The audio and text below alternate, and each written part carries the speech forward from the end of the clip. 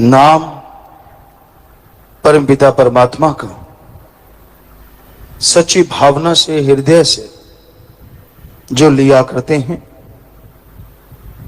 पीर फकीर के वचनों पे दृढ़ता से जो चला करते हैं, उनके अंदर से ऐब गुनाह सब धुल जाया करते हैं।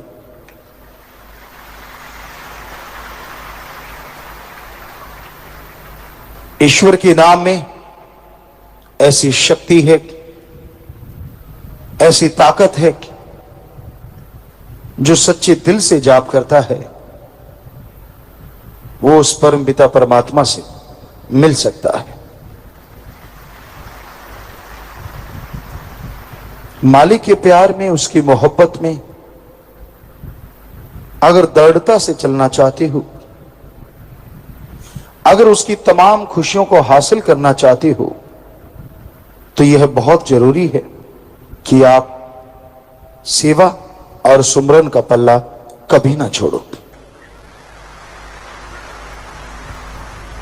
मन बड़ा जालिम है, इसका कोई भरोसा नहीं कब हावी हो जाए, किसके ऊपर कब छा जाए, कुछ कहा नहीं जा सकता। इसलिए मन से लड़ने का एक ही उपाय है, सुबह शाम सुमरन के पक्के बनो। नियम बना लो कि इतना घंटा राम नाम का जाप करना ही करना है। अगर जाप करते रहोगे, भक्ति इबादत करते रहोगे, तो मन काबू में रहेगा। नहीं तो मन जालिम का कोई पता नहीं कब किसी को झांसे में ले ले। इसलिए मन से लड़ना सीखो। मन इंसान को कभी आसमान में ले जाता है, कभी पाताल में ले जाता है। चाहे आसमान ले जाए, चाहे पाताल ले जाए, मन का एक ही उद्देश्य होता है, आपको अल्लाह वाहिगुरु राम से दूर करना। क्योंकि मन का काम हमेशा बुरे ख्याल देते रहना है। वो ऊपर चढ़ा देता है तो नहीं छोड़ता, और आदमी बिल्कुल नीचे गिर जाता है तो उस तरह की चीजें सामने ला ला के खड़ी कर देता है और इंसान गुमराह होता चला जाता है। सो मन से लड़ना सीखो। अगर अल्लाह वाहिगुरु राम का प्यार हमेशा पाना चाहते हो, उसकी दया में रहमत के काबिल बनना चाहते हो, और कुछ कुर्बानी मत दो, अपने मन की कुर्बानी दे दो। ये कोई छोटी कुर्बानी नहीं है, जबरदस्त कुर्बानी है। क्योंकि अपने मन को अगर आपने मालिक को सौंप दिया तो आप मन मते कुछ नहीं करेंगे। कहना आसान है कि मैंने मन को सौंप दिया, लेकिन उसके अकॉर्डिंग चलना जरूरी है। मन मते बात फिर आप कभी ना करें। और भाग्यशाली होंगे आप अगर मन सदगुरु अल्लाह राम को सौंपते हो। भाग्यशाली से अति भाग्यशाली फिर बनते जाओगे। मन का काम धोखा देना है, सब्ज बाग दिखाता है, बचपन से नहीं छोड़ता। मन का काम है, खिलौनों में उलझा लेता है। आप 2-4 बच्चों को इकट्ठा कर लो, बढ़िया बढ़िया खिलौने दे दो, लेकिन वो एक दूसरे के खिलौने पे टूट के पड़ेंगे। खुद का खिलौना चाहे सोने का बना दो, कुछ भी बना दो, अट्रैक्टिव बना दो, लेकिन उनको लगेगा नहीं, साथ वाले का ज्यादा अच्छा है। मन वहां से शुरू होता है और फिर बढ़ता ही चला जाता है। जैसे जैसे आप बढ़ते चले जाते हैं, अपने आप को बड़ा साबित करना, दूसरों को नीचा दिखाना, गुमराह करना, ये मन की आदतें बन जाती हैं। और जो जो मन ऊपर चढ़ता जाता है, आदमी उतना ही रस्ताल में जाता है। मन से लड़ना, सेवा सुमरण कभी छोड़ो ना। बार बार आपसे गुजारिश, लगातार सेवा करो, लगातार सुमरन करो, और सबसे अति जरूरी बात, गुरु वचनों को मानो। गुरु अल्लाह राम वाहिगुरु के वचन करते हैं, उसको सुन के जो दृढ़ता से उन पे चला करते हैं, उन पे मालिक का रहमो करम हमेशा बरसता रहता है। अंदर बाहर कोई कमी कभी नहीं आती। मन बहुत जालिम है, रुकने से रुकता नहीं, टोकने से फिर भी रुकता नहीं, और मां बाप परिवार के डर से झुकता नहीं। इसको तो राम नाम का संकल्प डालो। पीछे सत्संग में हमने आपसे एक बात कही थी, ये तो सही है कि आप एक ही गुरु को माने, लेकिन गुरु की एक भी ना माने ये गलत है। बल्कि गुरु की एक आध नाम मानी गई हो, वो क्षमा मांगे उस राम सदगुरु से, क्योंकि अल्लाह की ही वो बातें हैं, राम की बातें हैं, बाकी सब मानने की कोशिश करो। ये बहाना ना बनाओ, मन बहाना बना देता है। सतगुरु चाहेगा, भगवान चाहेगा तो मान लेंगे, आप रहमत करना जी, आप दया करना जी, फिर मान लेंगे। क्यों भाई? ये तो गधा कहे तो कहे, बंदा क्यों कहे? क्योंकि बंदे को मालिक ने बहुत बड़ा दिमाग दिया है, सोचने की शक्ति दी है। वो ये कैसे कह सकता है कि मैं कुछ भी नहीं करूंगा? होना ये चाहिए कि सतगुरु 100% करूंगा, तेरी रहमत साथ हो, बस बात खत्म। दो ही शब्द काफी, मैं करूंगा 100% करूंगा, क्योंकि करना तो तू नहीं है ना। रहमत साथ हो तो अल्लाह राम साथ हो जाएंगे, उनकी ताकत आ जाएगी तो अपने आप होता चला जाएगा। पर आगे से बिल्कुल इनकार कर देना, हम कहां कर सकते, हम तो पापी जीव, हम तो ये, हम तो वो, नहीं। मन झांसा दे रहा है आपको, आप कर सकते हैं, तभी तो संत पीर फकीर आपको समझाते हैं, वरना पशुओं को घेर के ना समझाने लग जाएं, क्योंकि वो नहीं कर सकते। आपको दिमाग मिला है इतना, तो मन की ना सुनो, ये लारे लगा के नरक ले जाए बुरा होगा हाल। बेप्रवाह जी के वचन हैं भजन में। सो मन की सुनो ना, मन लालच देता है, लोभ देता है, और माया साथ हो जाती है। स्त्री को पुरुष और पुरुष को स्त्री, ये भी माया के डसे हुए होते हैं, गुमराह करते रहते हैं, और इसी में अपनी सारी भक्ति लोग खत्म कर लेते हैं। और आजकल तो ये चीजें बहुत बढ़ चढ़ के आ रही हैं। समलैंगिकता, लड़का लड़के पे आशिक, लड़की लड़की पे आशिक, ये और भी घातक है। इससे रोगों का भी घर बनेगा इंसान, और मालिक से तो दूर होता ही है, क्योंकि उसकी जो प्यार है, उसकी जो तड़प है, उसकी जो मोहब्बत है, वो किसी में बंट गई। वरना आदमी को इस कलयुग में भक्ति करे, सेवा करे, नूरी स्वरूप के दर्शन ना हो, ऐसा हो ही नहीं सकता। तो जरा इन बातों की तरफ ध्यान रखिए, सेवा सुमरण करते रहिए, ताकि मालिक आपको इन चीजों से बचाए, मालिक से निरोल प्यार हो, अल्लाह राम की भक्ति इबादत हो, और मन से लड़ाई चलती रहे तो यकीनन मन पे जीत होगी, और मालिक की दया में रहमत आप पे मूसलाधार हमेशा बरसती रहेगी। गुरु पीर फकीर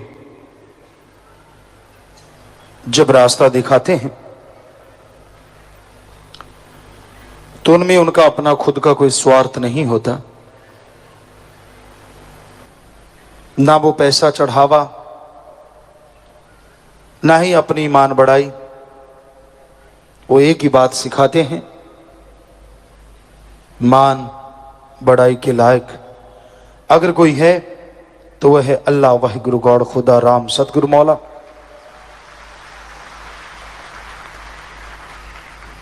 और वो अल्लाह, वो वाहिगुरु, वो राम, वो गॉड सबके अंदर रहता है, उसे बाहर ढूंढने की जरूरत नहीं। कण कण में, जर्रे जर्रे में वो मौजूद है, हर जगह वो है, तो अलग जगह जाने की जरूरत नहीं। हाँ, सत्संग हमारे धर्मों में लिखा है, आना जरूरी है। सच्चा सत्संग रूहानी कॉलेज, स्कूल है। यहां से उस परम पिता परमात्मा के बारे में ज्ञान मिलता है, अपने आत्मबल बढ़ाने की ताकत मिलती है, और उस आत्मबल के द्वारा इंसान भगवान को हासिल कर सकता है। इस घोर कलयुग में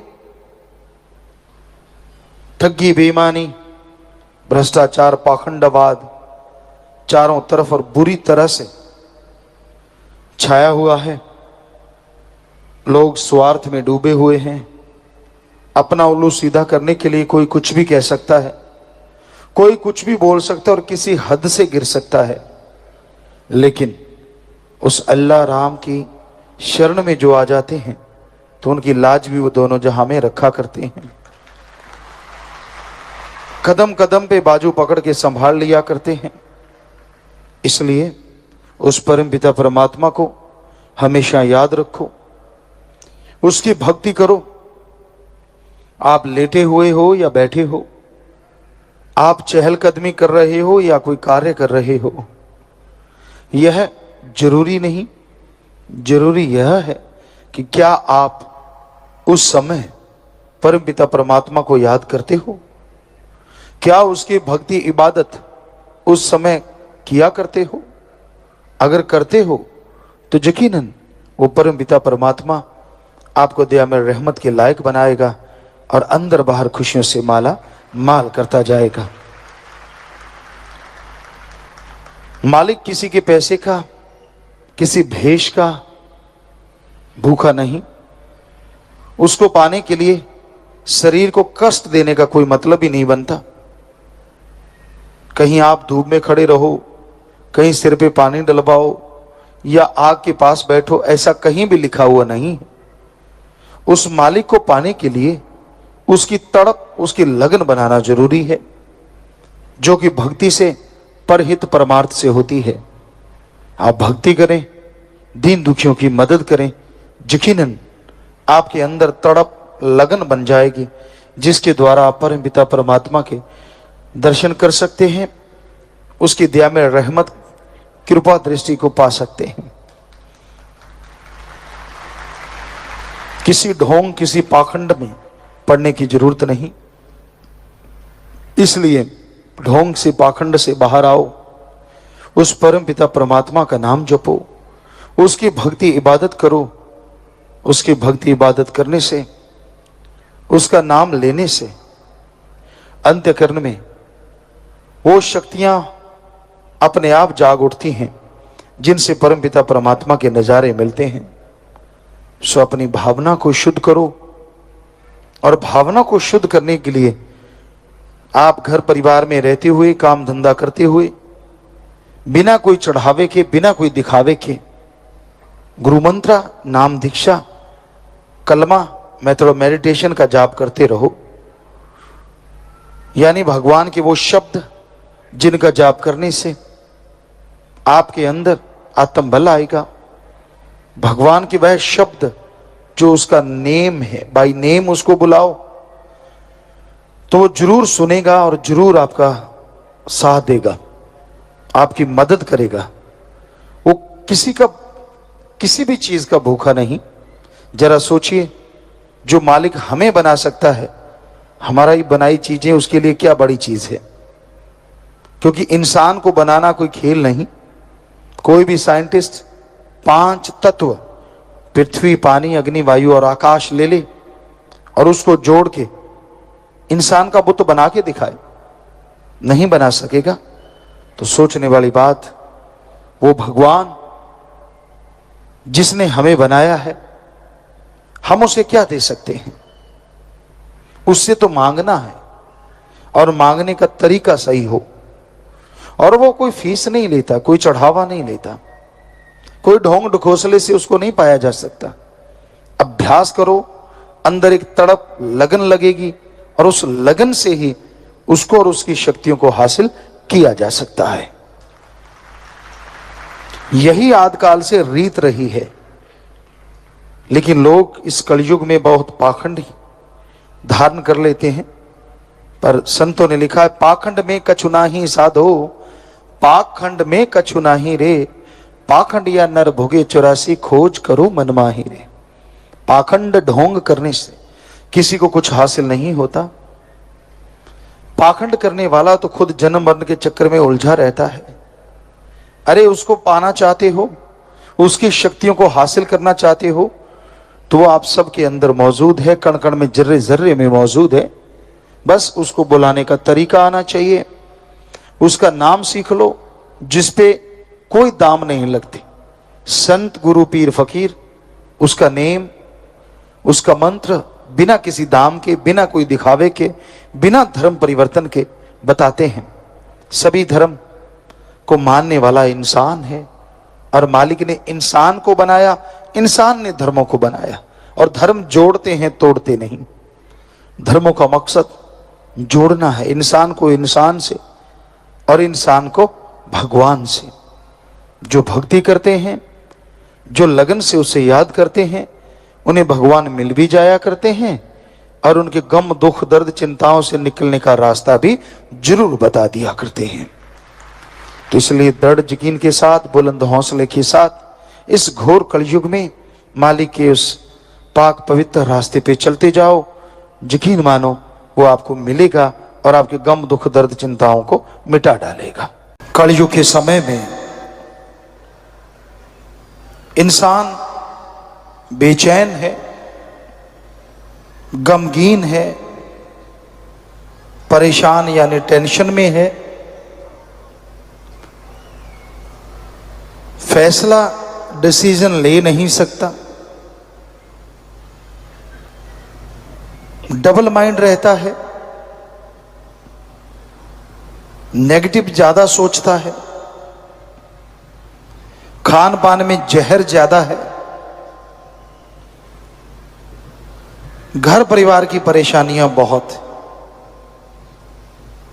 अगर यह सब ना होता तो कलयुग कैसे होता? इसी का नाम तो कलयुग। ज्यों ज्यों इंसान पढ़ाई कर रहा है, दुनियावी शिक्षा तालीम हासिल कर रहा है,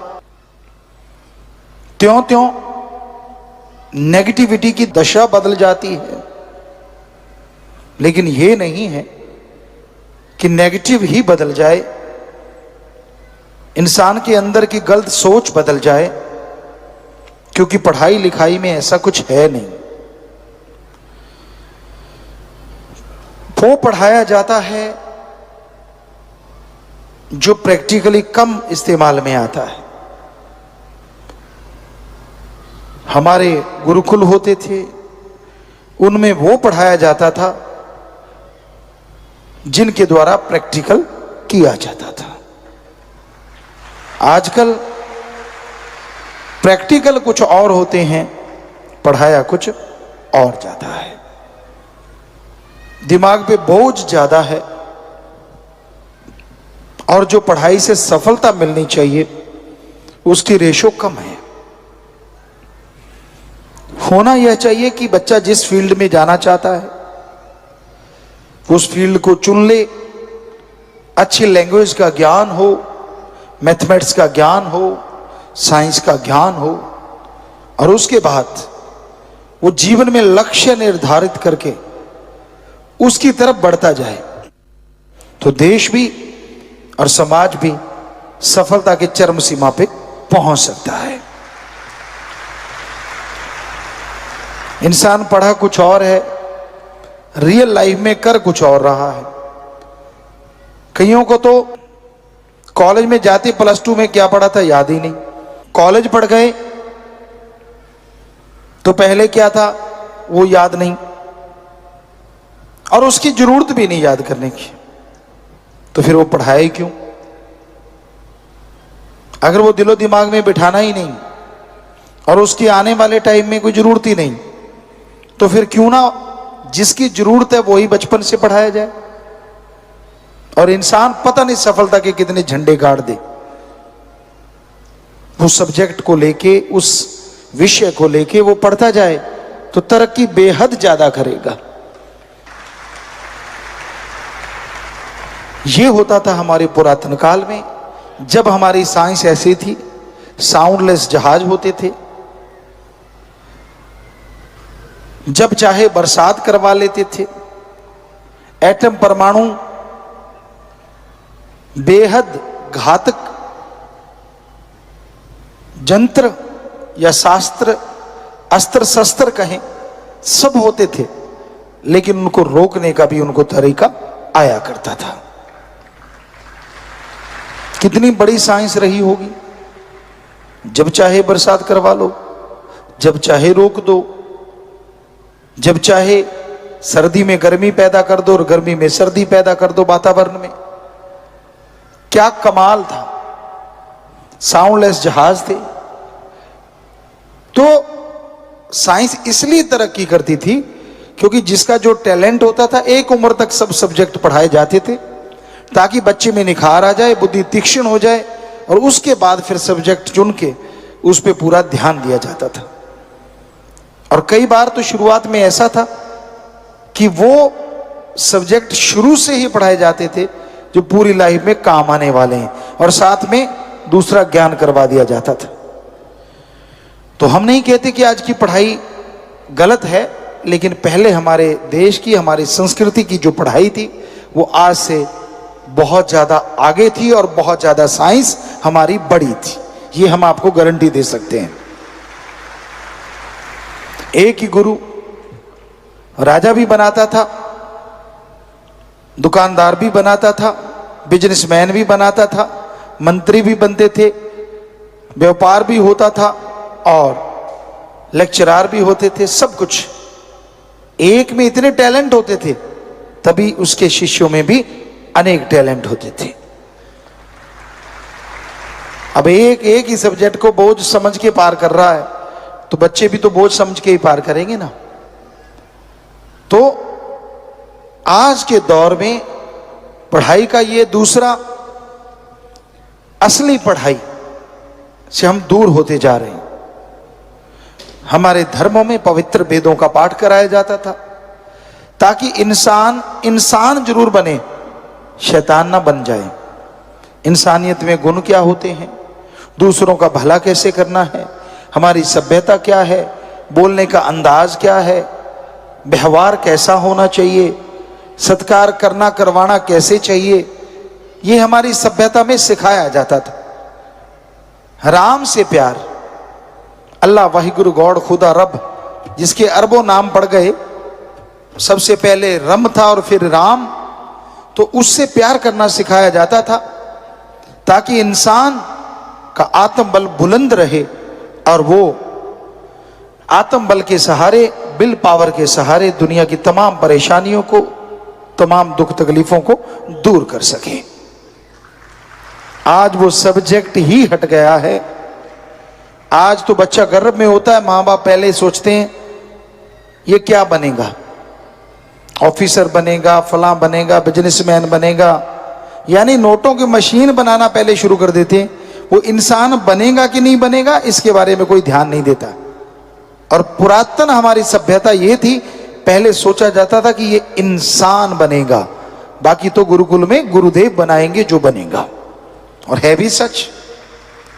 अब जिस बच्चे की जिसमें रुचि है, मान लो एक धावक बनना चाहता है, दौड़ना चाहता है, और आप उसे पढ़ाई का कीड़ा बना के रख दिया, तो वो ना पढ़ पाता है और ना ही धावक बन पाता है और जिंदगी खत्म।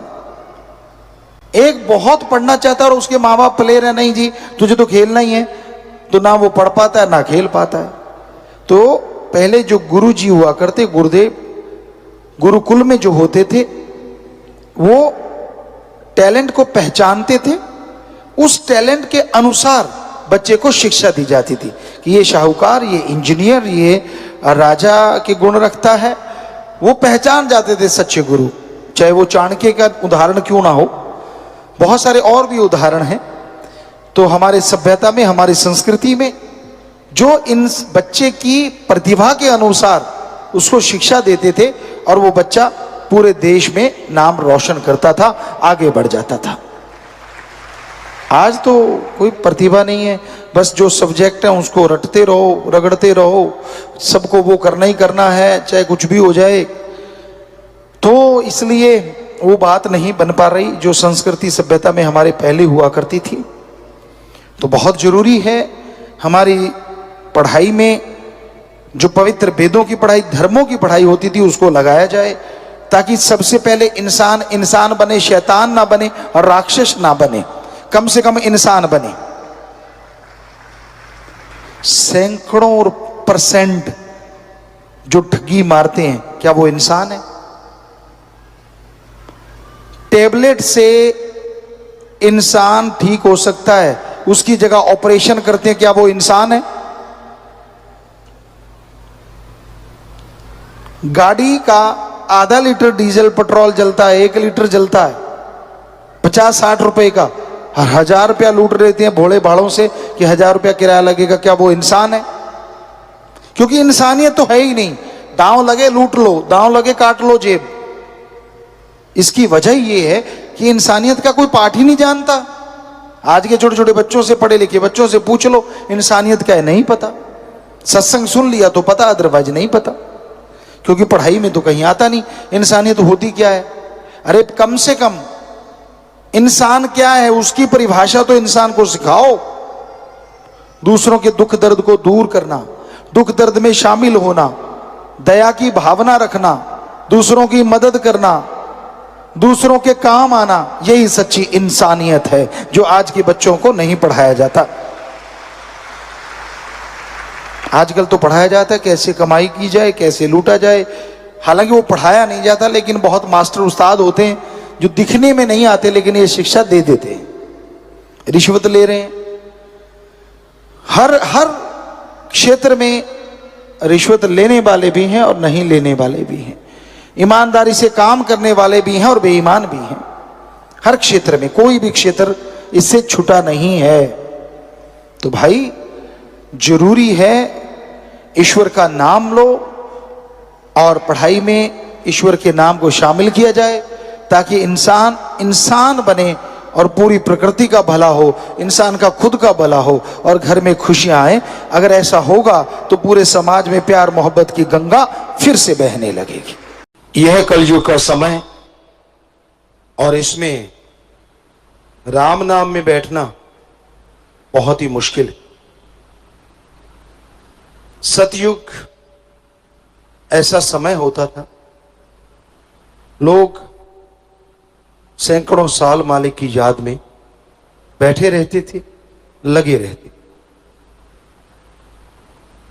लेकिन इस कलयुग में थोड़ा सा समय भी राम नाम में लगाना पड़ जाए तो इंसान को यूं लगता है जैसे उसने काफी बोझ उठा रखा हो। चुगली करनी हो, निंदा करनी हो, किसी की बुराइयां गानी हो, धड़ल्ले से लोग गाते हैं। और आजकल तो ये बात फेमस ही हो गई है, गपशप मारते आओ बैठते, शरेआम कह के गप मारते, शरेआम समय को बर्बाद करते हैं और उस समय का कोई फायदा नहीं होता, ना तो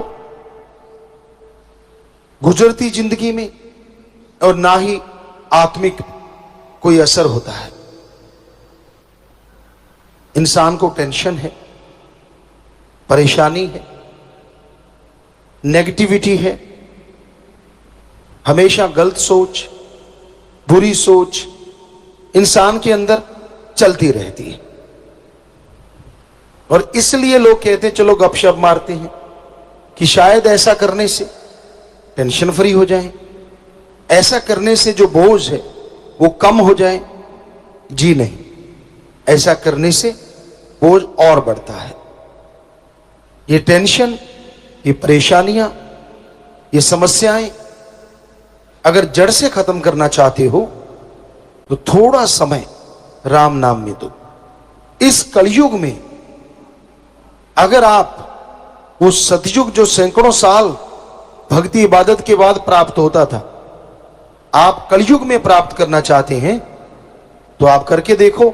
घंटा सुबह, घंटा शाम, सिर्फ 2 घंटे 24 घंटे में से या राम नाम में लगा के देखो, यकीनन जो सैकड़ों सालों से मिलता था कुछ महीनों में आप हासिल कर सकते हैं। क्योंकि यहां 1 घंटा उसकी याद में बैठना एवरेस्ट पे चढ़ना है, पहाड़ की चोटी पे हाथ लगा के आना। साईं मस्ताना जी महाराज की बात आपको सुनाया करते हैं। किसी मजदूर को उन्होंने बोला था, वो मजदूर जो खाद उठा रहा था, गोबर की रूढ़ी उठा रहा था, कूड़ा करकट उठा रहा था, पसीने से लथपथ था, गंदगी से भरा हुआ था। तो साईं जी ने कहा, आ भाई तुझे नहलाते हैं। बढ़िया धोती कुर्ता तुझे देते हैं, कितनी तनख्वाह लेता है? कहता जी 1 रुपया। कहते तुझे 2 रुपए देते हैं।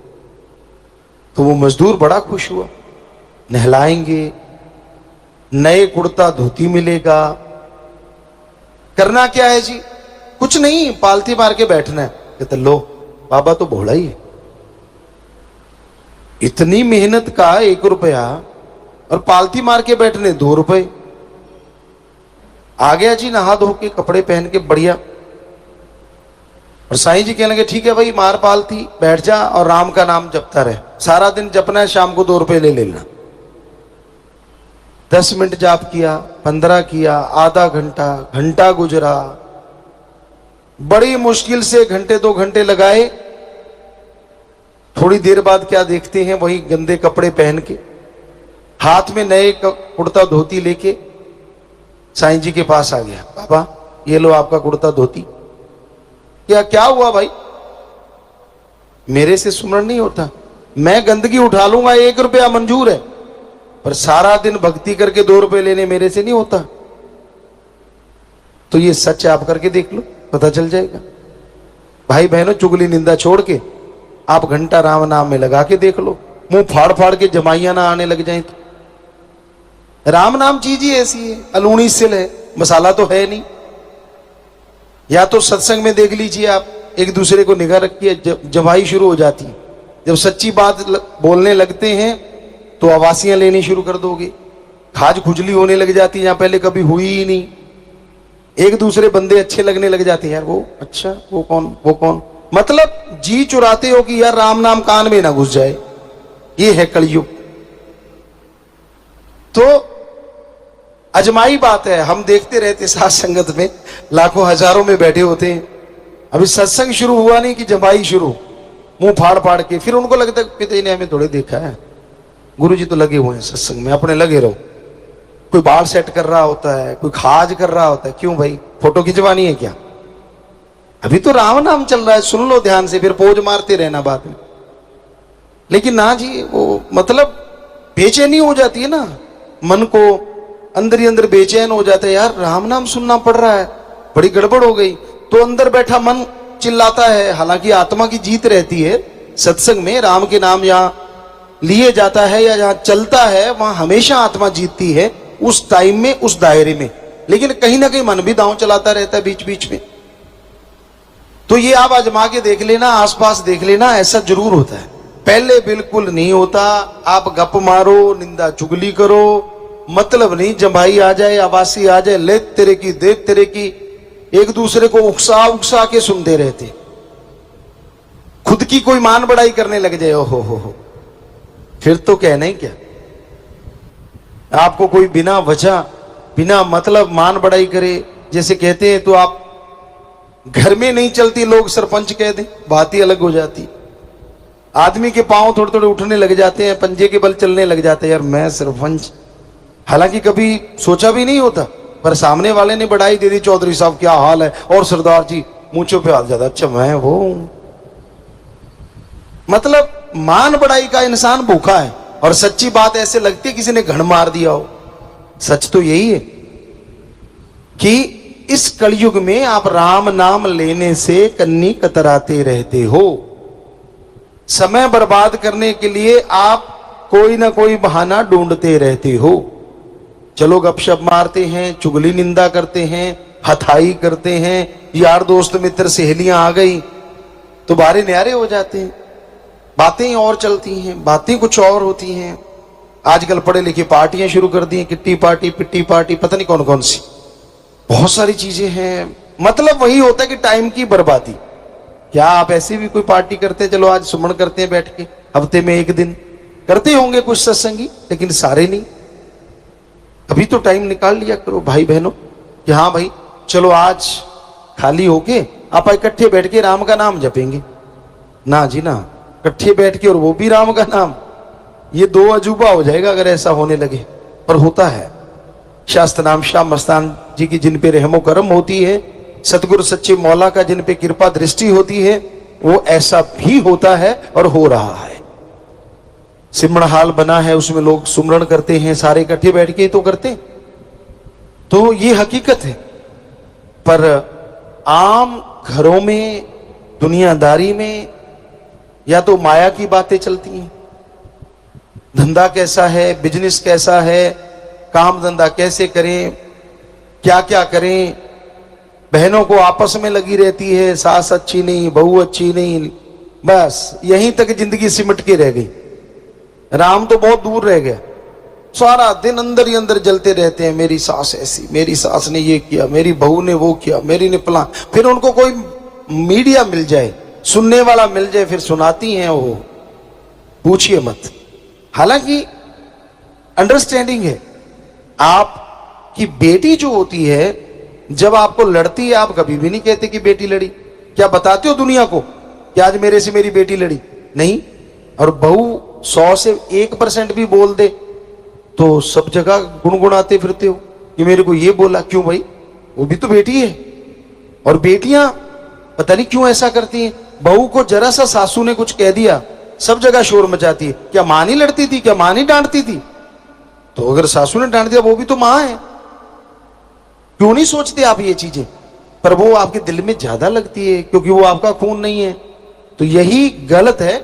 हमारे जिन्होंने रिश्ते बनाए थे संत पीर फकीरों ने, उसमें यह साफ समझाया था कि एक दूसरे की सत्कार करना सीखो, इज्जत करना सीखो, तो आपको इज्जत जरूर मिलेगी। पर यह भी है कि जो उम्र के पक्के होते हैं, कई उनकी आदतें होती हैं जो बचपन से लेके पक जाती हैं। पर छोटी उम्र वाला जो होता है, उसकी आदत अभी ताजी ताजी होती है, तो उसको चाहिए कि थोड़ा सा वो उस तरह से ढल जाए, और बड़ों को तो ढलना ही चाहिए। तो ये राम नाम से ही पता चलता है। दुनिया में ऐसा कुछ नहीं होता। लोग तो लड़ना सिखाते हैं। गांव में आम कहावत होती थी कि ये दाल लेने नहीं आई, ये झगड़ा करवाने आई है। एक दूसरे के घर सब्जी लेने जाते हैं, गांव में आम बात है। सब्जी की कटोरी हाथ में होती, 15 चुगलियां करके फिर चले जाते हैं। अब वो सब्जी में भी मसाला डाल के ले गई, क्योंकि जो जैसा वो भी मन वैसा खाइए। जैसा अन्न है वैसा मन होता है, और जैसा मन है वैसा अन्न हो जाता है। कि आपने उस टाइम में वो जो चीजें की हैं, वो असर तो लाजमी होगा। तो आप राम नाम के लिए भी समय निकाला करो। और काम धंधा करते रहते हो, कभी ये सोचा करो कि हां, आधा घंटा सुबह, आधा घंटा शाम को मैंने सुमरण करना है, मैंने भक्ति करनी है, कम से कम चलो 15 मिनट सुबह शाम। बाकी काम के लिए जिंदगी पड़ी है। लेकिन ना जी, 15 मिनट निकालने, ऐसा लगता है निकाल के भी ये कहता है, ले भगवान मैंने निकाल दिए, कल को उलाहना मत देना। है ना हैरानी की बात? अरे तू अपने लिए निकाल रहा है, तेरा फायदा होने वाला है, ये एहसान किस पे जता रहा है? भगवान जी का इसमें क्या फायदा होगा? वो तो तेरा फायदा करेंगे, तूने भक्ति की है। और काम धंधा करके कोई एहसान नहीं जताते, लेकिन भक्ति में जरूर होता है। तो भक्ति बिना ऐसा कुछ सोचे करनी चाहिए। ये नहीं कि मैं 1 महीना करूंगा, मेरा 10वां द्वार खुल जाना चाहिए। ये गेट थोड़ी है जाके कुंडा खोल लोगे। अब एकाग्रता क्या पता कितनी देर में आएगी आपके अंदर। कईयों की तो कई साल नहीं आती एकाग्रता, लगे रहते हैं। अब सुमन चल रहा है, अंदर बाकी साजो सामान चल रहा है, चुगली चल रही है, फलां जगह क्या हो रहा होगा, मेरे खेत में क्या चल रहा है, मेरी दुकान पे क्या है, अंदर सिमरन चल रहा है। ये कोई सिमरन है? जब सुमरण करने लगो, तब अगर 10 मिनट भी करते हो, सिर्फ और सिर्फ भगवान को याद करो। चाहे 10 मिनट ही करो, लेकिन उस टाइम में दूसरा ख्याल ना आए, तो वो भक्ति घंटों की भक्ति से हजारों गुना अच्छी है, वो 10 मिनट की भक्ति।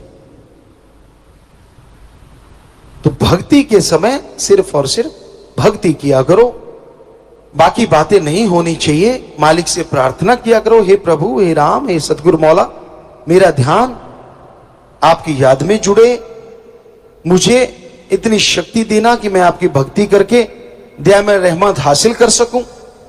और कितना आसान तरीका दिया हमें साईं मस्ताना जी दाता रहबर ने, शास्त्र नाम शाह मस्तान जी ने। ये सच्चा सौदा बनाया, उसी का ये महीना चल रहा है। इसी महीने में इसकी नींव रखी गई और इसको बनाया गया, जो आज करोड़ों लोगों को रास्ता दिखा रहा है। ये उन्हीं का रहमो करम है।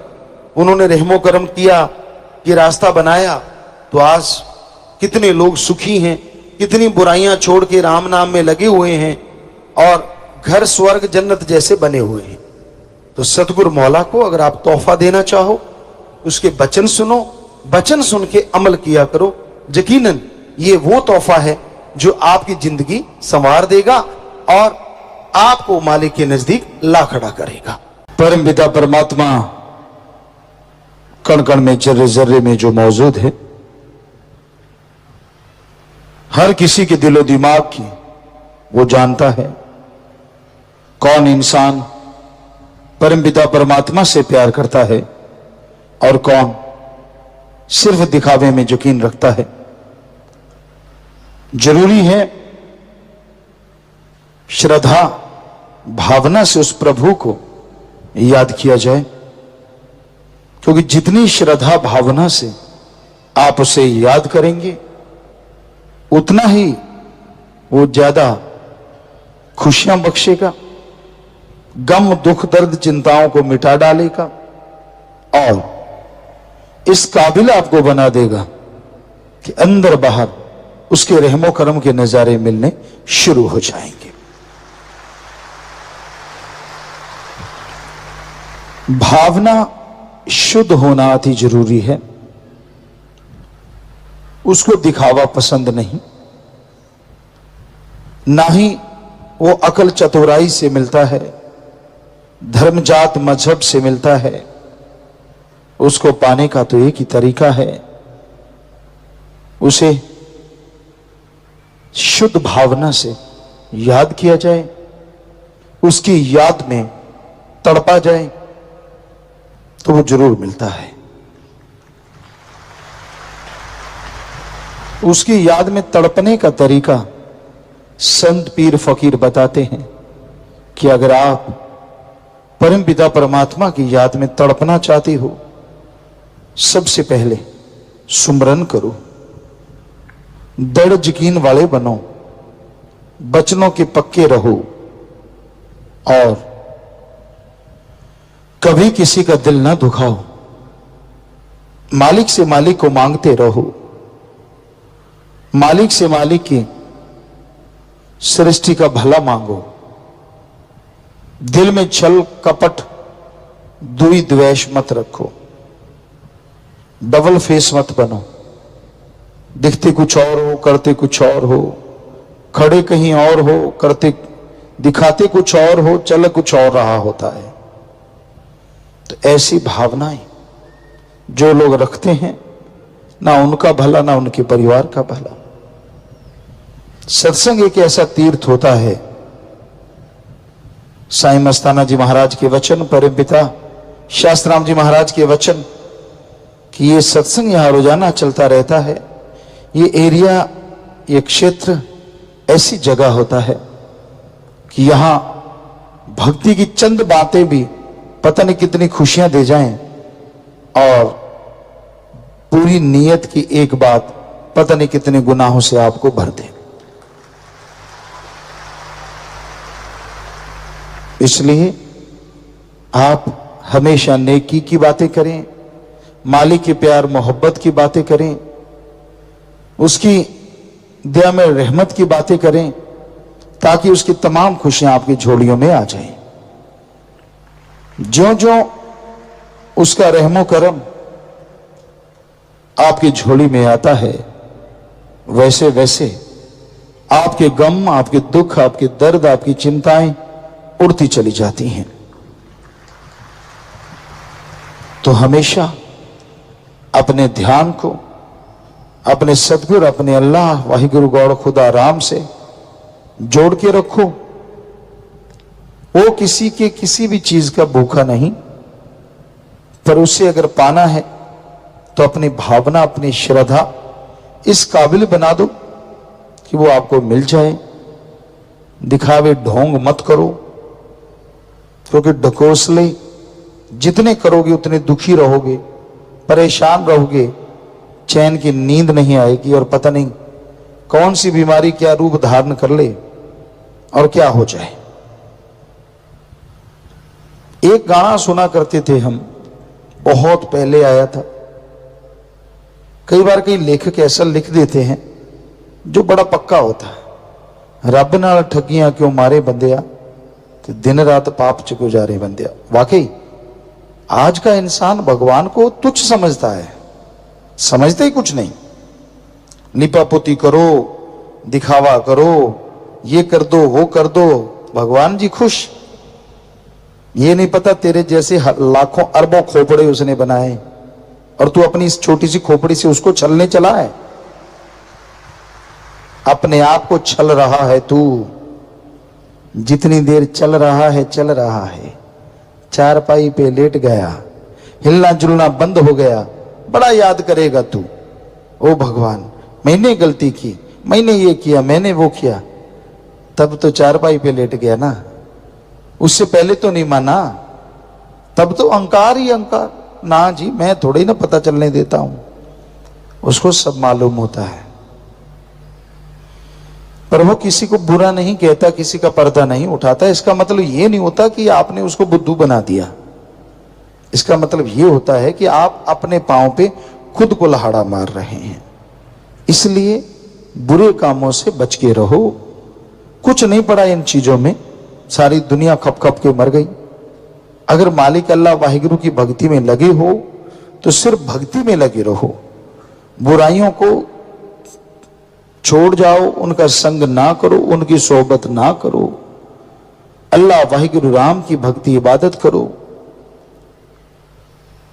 एक कहावत होती है, कई लोग उस परमपिता परमात्मा जो कि दाता है उसी की निंदा करते रहते हैं। कहीं सिर जोड़ के बैठ गए, सारा सारा दिन, सारा सारा टाइम, भूल जाते हैं अपनी औकात, भूल जाते हैं अपना सब कुछ। क्या था तेरे पास, किसने दिया, किसने पहुंचाया, सब भूल जाते हैं।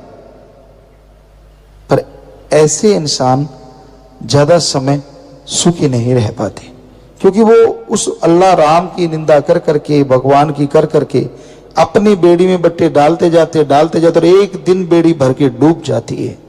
फिर कुड़लाते रहते हैं, चिल्लाते रहते हैं। तो ऐसे कर्म करने वालों के लिए दाता रहबर ने भजन बनाया, कर्म करो खोटे पड़ेंगे बड़े सोटे, किसी पूछनी नहीं बात रे, कि मान जाइए मत कीजिए ऐसे कर्म, वरना उसकी बेआवाज लाठी पड़ेगी और आवाज ही आवाज रह जाएगी। तो संतों का काम समझाना होता है, बताना होता है। चतर चालाकी संतों से, फकीरों से करते हो, डबल फेसेस, ट्रिपल फेस, कितना कहें, कितने फेस होते हैं लोगों के।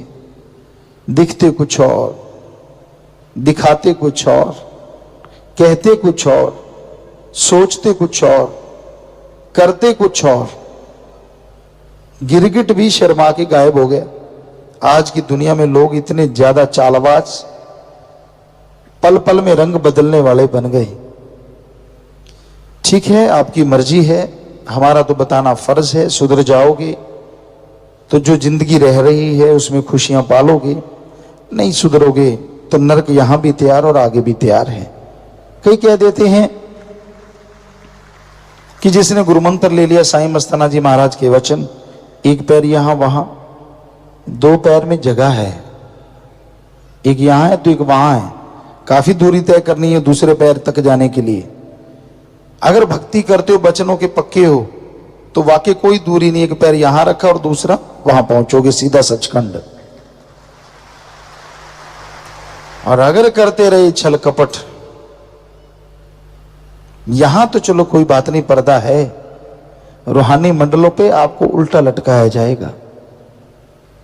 कई सोचते हैं जिसने नाम लिया क्या उसको भी, जी हां, जो वचनों के परखच्चे उड़ाते हैं बल्कि वो तो ज्यादा गुनाहगार हो जाते हैं। एक होता है अनजाने में पाप कर्म करता है, एक अच्छी तरह पढ़ा लिखा जानबूझ के यानी भक्ति करता है, पता है सेवा सुमन सत्संग का, फिर भी गलतियां करता है, फिर भी गुनाह करता है। तो बाकी रूहें पास से जाएंगी, जिनसे आज शर्म कर रहे हो, जिनसे सोचती हो कि मैं छुपा लेता हूं, वो रूहें पास से गुजरेंगी और आप लटके हुए होंगे। कहेंगे अच्छा इसने वो गुल खिला रखे हैं। स्क्रीन की तरह आपकी सारी चीजें वहां डायरेक्ट चल रही होंगी, रूहें खड़के भी देख सकेंगी कि इसके ये गुनाह है। फिर कैसे छुपाओगे बताइए। यहां तो चलो कमरे के अंदर चालाकी से माइंड का यूज करके आप कुछ ना कुछ करते ही रहते हैं, चालबाज बनते हैं। कमरे के अंदर जाके हंसदे ने खिलखिले जेड़े रोवणगे यार कल नु जमाने लेखा लेना फड़के तलवार कल नु। हंसी आती है ना फकीरों के बचनों पे, ऐसा टाइम आ जाएगा रोना भूल जाओगे, हंसना तो दूर की बातें हैं, हंसना तो क्या। हमारा काम तो बताना है। अच्छा है सत्संग ध्यान से सुन के अपने कर्मों को बदल लो, नहीं बदलते तो यहीं भी वो तमाशा बन सकता है। हमारा काम है आगाह करना, सावधान करना। आगे कोई माने ना माने उसकी मर्जी है, हर कोई मर्जी का मालिक है।